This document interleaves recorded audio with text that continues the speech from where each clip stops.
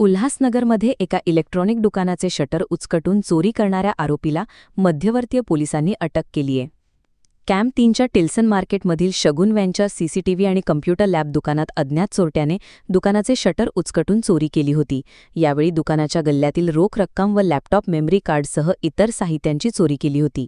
दरम्यान पोलिसांनी तांत्रिक विश्लेषण आणि पोलीस शिपाई वैजनाथ राख आणि सुशांत हांडे यांच्या गुप्त बातमीदाराच्या आधारे आरोपीला ताब्यात घेतले। त्याची कसून चौकशी केली असता त्याने गुन्ह्याची कबुली दिली। राहुल टाक असं आरोपीचं नाव आहे। आरोपी राहुलकडून पोलिसांनी 44,000 रुपये चोरीचा मुद्देमाल जप्त केलाय। आरोपीवर कोळशेवाडी व उल्हासनगर पोलीस ठाण्याच्या हद्दीत इतरही गुन्हे दाखल असून मध्यवर्तीय पोलीस ठाण्याच्या हद्दीत यापूर्वी 14 गुन्हे दाखल असल्याने त्या अनुषंगाने तपास केला जाणार असून आरोपीला 2 दिवसाची पोलीस कोठडी सुनावण्यात आली आहे। सदर कारवाई पोलीस उपायुक्त सचिन गोरे, सहाय्यक पोलीस अपेक्षक अमोल कोळी, वरिष्ठ पोलीस निरीक्षक शंकर आवताळे यांच्या मार्गदर्शनाखाली गुन्हे शोध पथकाचे सहाय्यक पोलीस निरीक्षक राकेश शिवाळे, पोलीस उपनिरीक्षक संजय चौहान, पोलीस हवालदार प्रमोद जाधव, पोलीस नाईक सचिन पाटील, पोलीस शिपाई वैजनाथ राख, सुशांत हांडे व निलेश नागरे यांनी केली आहे।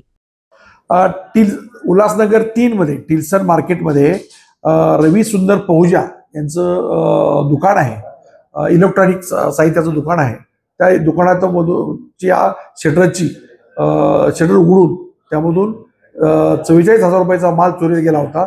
त्यामध्ये लॅपटॉप, इलेक्ट्रॉनिक साहित्य व रोख रक्कम असे एकूण 24,000 रुपयाचा माल चोरी गेला होता।